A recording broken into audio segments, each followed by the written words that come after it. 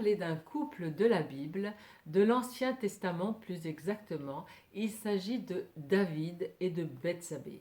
Alors David est le roi d'Israël et il se promène dans les rues de Jérusalem et tout à coup il aperçoit par une fenêtre une jeune femme toute nue qui sort de son bain. Et il est fasciné par cette apparition, si bien qu'il décide d'inviter cette jeune femme, Bethsabée, dans son palais. Alors Bethsabée accepte l'invitation et ils ont une relation amoureuse. Et quelques semaines après, eh bien, Bethsabée se rend compte qu'elle est enceinte. Alors, ce qu'il faut savoir, c'est que eh bien, Bethsabée, elle est déjà mariée à un certain Uri. Alors, que va faire David? Eh bien, David va envoyer cet homme au front, se battre en première ligne afin qu'il ne revienne pas. C'est ce qui arrive. Eh bien, l'enfant qui a été conçu dans la tromperie ne survivra pas non plus.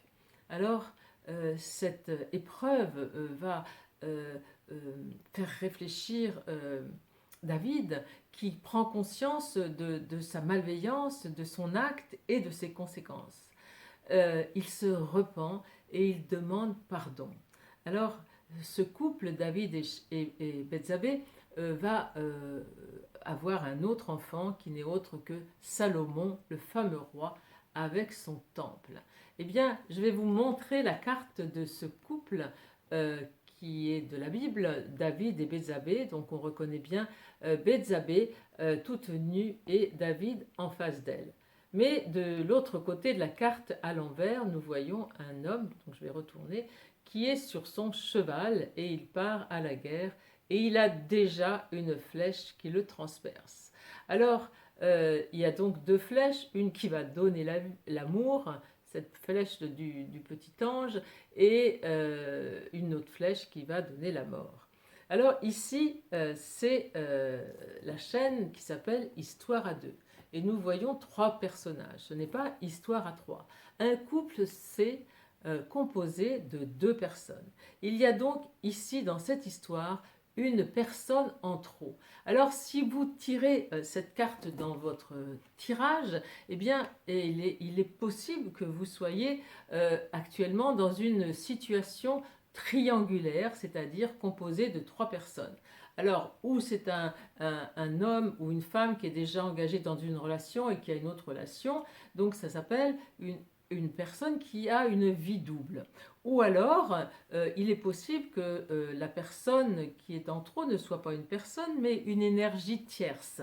Alors, représentée par une belle-mère, des enfants, une amie, enfin des personnes qui interviennent dans la vie du couple. Et donc ce couple doit faire attention. En fait, si vous voulez, cette énergie tierce intervient dans la vie du couple.